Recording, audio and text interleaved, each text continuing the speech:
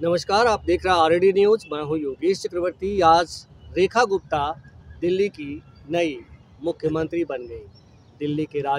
दिल्ली के उपराज्यपाल ने उन्हें पद और गोपनीयता की शपथ दिलाई। इस दौरान बीजेपी का छोटा से लेकर बड़ा तक तमाम नेता मौजूद रहे। यही नहीं, उनके सहयोगी दलों के दूसरे नेता भी मौजूद रहे। लेकिन हैरानी की बात ये देखी गई कि इस शपथ ग्रहण समारोह से बिहार के मुख्यमंत्री नीतीश कुमार, एलजेपीआर के नेता चिराग पासवान और हम के जीतन राम मांझी नाराज। अब उनके महत्वपूर्ण सहयोगियों में से इन तमाम नेताओं की गैर मौजूदगी चर्चा का विषय बन चुका है। कहा जा रहा है कि कहीं न कहीं कुछ है जिसकी वजह से इन नेताओं ने दिल्ली के मुख्यमंत्री रेखा गुप्ता के शपथ ग्रहण समारोह का बहिष्कार किया या उससे खुद को अलग थलग रखा। हमारे साथ सीनियर जर्नलिस्ट संतोष कुमार जी हैं। आइए इनसे समझते हैं कि ये किस तरह से देखते हैं इन नेताओं की गैर मौजूदगी को। सर, देखिए, बिहार में विधानसभा चुनाव और विधानसभा चुनाव से पहले प्रेशर पॉलिटिक्स बहुत ज़्यादा चल रही है और प्रेशर पॉलिटिक्स के मसीहा माने जाते हैं नीतीश कुमार जी, जीतन राम मांझी और चिराग पासवान तो रामविलास पासवान के पुत्र हैं, जिन्हें मौसम वैज्ञानिक कहा जाता है। तो दिल्ली में जो शपथ ग्रहण समारोह है, इसमें भाजपा ने एनडीए की एकजुटता दिखाने का प्रयास किया। मतलब देश भर से नेताओं को बुलाया गया, लेकिन बिहार के नेताओं ने उन्हें झटका दिया।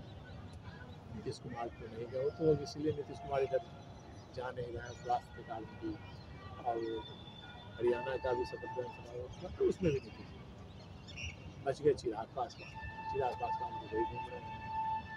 जीतन राम मांझी को स्नान करके दूसरी जगह चले गए। सरकार में मंत्री है, घटक दल है, महत्वपूर्ण घटक दल, तो सारा खेला सीट बार्गेनिंग। तो सब लोग बार्गेनिंग के लिए अपना दिखा रहे हैं कि भाई हमको सीट ज़्यादा नहीं मिलेगा तो हमारा रास्ता है। और चिराग पासवान इसके माहिर खिलाड़ी है। तो मूल वजह यह है कि कोई नेता नहीं। हालांकि तो ये कहा जा रहा है कि जब भी तो प्रतिनिधि गए थे, लेकिन लोजपा और हम के जीतन राम मांझी और चिराग पासवान की कोई प्रतिनिधि भी नहीं। ये आश्चर्यजनक बात है कि कैसी एकजुटता है एनडीए की। मुझे तो यही आशंका हो रही है कहीं कि 2020 में जिस प्रकार चिराग पासवान ने खेला किया था, कहीं फिर वो खेला ना 25 में नीतीश कुमार के साथ। जी जी। और नीतीश कुमार तो अस्वस्थ चल रहे हैं। एंटी इनकम्बेंसी फैक्टर उनके साथ बहुत है, उनकी पार्टी के साथ। अपर कास्ट के लोग 15 के बाद से नीतीश कुमार को वोट नहीं दे रहे हैं। और इस बार तो खुलेआम सब लोग बोलते हैं कि भाई नीतीश जी को, भाई बीमार व्यक्ति को बिहार का कितना दिन करेंगे। लेकिन नीतीश जी तो आज मतलब आपने कहा कि स्वास्थ्य कारणों से नहीं गए, लेकिन आज तो वो राजगीर में हैं और प्रगति यात्रा के तहत वो लगातार दौरा कर रहे हैं। ऐसे में सीएम नीतीश का वहाँ नहीं जाना कहीं ना कहीं मतलब प्रेशर पॉलिटिक्स की जो आपने बात की, उसके अहम हिस्सा हैं सीएम नीतीश। देखिए, निश्चित तौर पर प्रेशर पॉलिटिक्स है। और नीतीश जी के बारे में आपने देखा होगा कि बिहार विधानमंडल देश भर के जनप्रतिनिधि आए, बहुत बड़ा समय हुआ जी, वर्षों बाद हुआ था वो समय। उसमें भी नीतीश कुमार नहीं गए। बताइए, बिहार में आप बिहार के मुखिया हैं और देश भर के प्रतिनिधि, विधानमंडल के प्रतिनिधि आए हैं, और आप उस कार्यक्रम से गए। इसका क्या मतलब लगाया जाए? आप जिला में घूम रहे हैं, जिला में घूम क्या रहे हैं, मतलब एक रबड़ स्टाम्प मुख्यमंत्री की तरह जा रहे हैं, टीका काटते रहे हैं। आजू बाजू दो नेता रहते हैं, वो जो करते हैं वो करते हैं। अब बताइए ना, नीतीश जी के स्वास्थ्य का अंदाजा इसी से लगाया जा सकता है कि महात्मा गांधी जी की पुण्यतिथि थी, उसमें सलामी दी जा रही थी और उसमें वो ताली बजाने लगे ऐसे ऐसे। मुमकिन हो यादव ने उन्हें बोला, तो इसी से स्वास्थ्य का पता चलता है। उन्हें बस अब यूज किया जा रहा है भाजपा के द्वारा और या सत्ता के जो लोगों द्वारा नीतीश जी को यूज किया जा रहा है। जी जी जी। एक बच्चा को किस प्रकार खिलौना दिया जाता है, तुम ये कर दो, ये कर दो बस। नीतीश जी मतलब स्वास्थ्य कारणों से लाचार है, और आप देख रहे होंगे कहीं किसी से बात भी नहीं करते हैं, कहीं किसी से मिलना जुलना नहीं, मतलब अब मिलना जुलना सब बंद, जनता दरबार बंद, बस दिखाया जा रहा है कि पूरे बिहार का भ्रमण कर रहे हैं। कई लोग कहते हैं कि एक खास मौके पे उनके चेहरे पे चमक आ जाती है। ये अलग बात है, तरह तरह के कयास लगाए जाते हैं, तरह तरह के बातें की जाती है, जी जी। लेकिन सच्चाई ये है कि नीतीश जी मुझे लगता है कि अस्वस्थ है। विधानमंडल का जो कार्यक्रम हुआ था देश भर के विधानसभा में, संतोष जी वो तो ठीक है, लेकिन जिस तरह से सीएम नीतीश के अलावा चिराग पासवान और जीतन राम मांझी आज के शपथ ग्रहण समारोह में नहीं पहुंचे, क्या कहना चाहते हैं ये कि मतलब अगर आप हमें मन मुताबिक सीट नहीं दिए बिहार में तो हम अकेला चलेंगे और बिहार की सियासत में अलग होंगे? फिर निश्चित तौर पर नीतीश जी हो, चिराग पासवान हो और जीतन राम, तीनों देश की राजनीति के सबसे बड़े बार्गेनर। कब कौन सा पत्ता फेंकना है, कब किस मुद्दे पर बार्गेन करना है, सीटों का ज़्यादा से ज़्यादा हिस्सा लेना है, तो वो रणनीति रही है इन लोगों की, और सबसे बड़े बार्गेनर नीतीश कुमार। तो आप देख रहे हैं 20 वर्षों से मतलब मुख्यमंत्री वही रहे, बार बार इस्तीफा देते हैं, सरकार बदल जाती है लेकिन मुख्यमंत्री नहीं बदलते। ये दुनिया के इतिहास में पहली बार ऐसी घटना हो रही है, बिहार में हो रही है कि हर बार इस्तीफा देते हैं, सरकार बदलती है, घटक बदलते हैं, समर्थन वापस होता है, बर्खास्त करते हैं, लेकिन मुख्यमंत्री नीतीश कुमार ही रहा। ऐसा पूरी दुनिया में कहीं नहीं हुआ है, और ये सबसे बड़े बार्गेनर निर्वाचन। उसके बाद आप ले लीजिए जीतन राम मांझी। जीतन राम मांझी को कौन जानता, 2005 में नीतीश कुमार, उसके बाद कोई केस था तो उनसे इस्तीफा ले लिया। 14 का जो चुनाव हुआ, लोकसभा चुनाव, उस समय शरद यादव ने प्रेशर डाला कि भाई तुम काहे का नेता हो, तुम इस्तीफा दो, नैतिकता के आधार पर जब 2 सीट जीतते 40 सीट में 2 ही सीट को चुनाव जीत सकते हो तो इस्तीफा दे दो। चाहे तुम नीतीश कुमार को नैतिकता के आधार पर इस्तीफा दे दिया और जीतन राम मांझी को मुख्यमंत्री बना दिया। सोचिए कि दलित पॉलिटिक्स करेंगे, लेकिन जीतन राम मांझी ने कुर्सी पर जाते ही पाला बदल लिया। सबसे पहला हाथ ललन सिंह पे ही अटैक किया, तो फिर उसे उनको हटाया गया, हटाने के अभियान में शामिल हुए, उनको हटाकर फिर से नीतीश जी मुख्यमंत्री बने, और तो उसके बाद से जीतन राम मांझी बड़े बार्गेनर हो गए, मुख्यमंत्री का पद मिल गया तो हो गया। भाजपा के साथ कभी गवर्नर पद के लिए बार्गेन करते हैं, बार्गेन करके आज देखिए बेटा को पहले आरजेडी से एमएलसी बनाया, उसके बाद फिर जेडीयू में चले आए, जेडीयू में मंत्री बना लिया बेटा को, वहाँ से निकले फिर अब बहू को एमएलए बना लिया, समधिनी को एमएलए बना लिया। उनसे बड़े बार्गेनर कौन हो सकता है?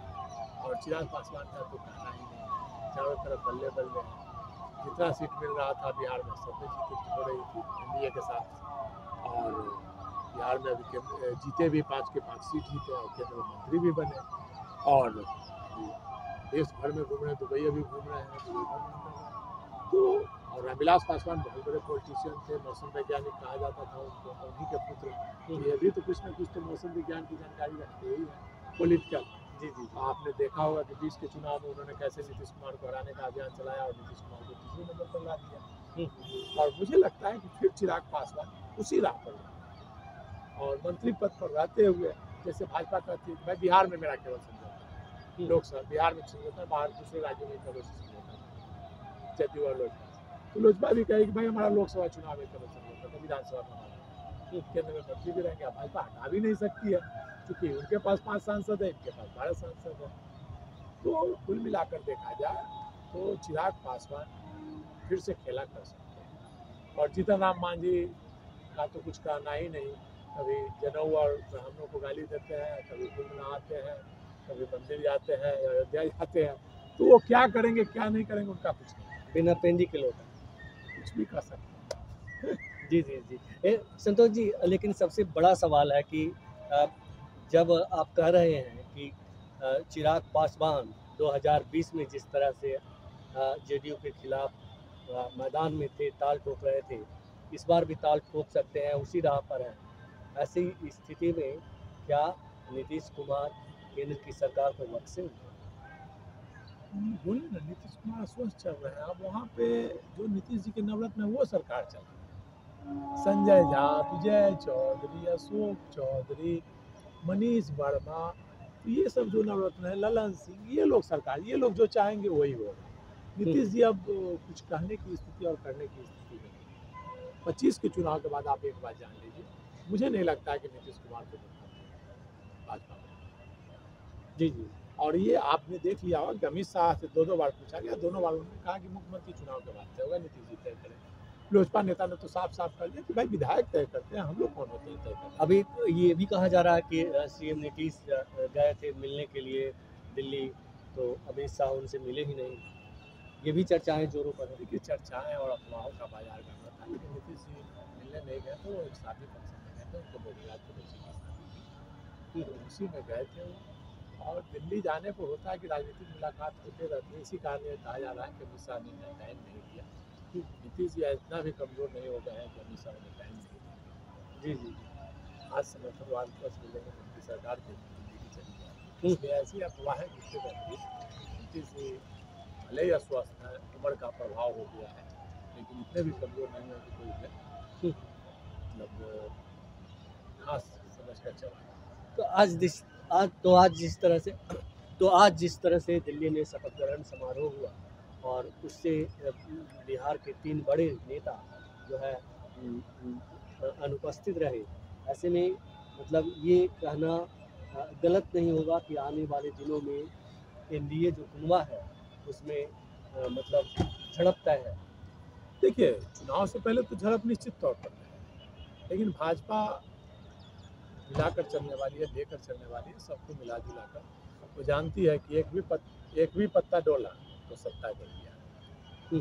चाहे चिराग पासवान हट जाए, चाहे नीतीश कुमार हट जाए, जितना नीतीश कुमार के हटने से नुकसान होगा उतना ही चिराग पासवान के हटने से नुकसान होगा।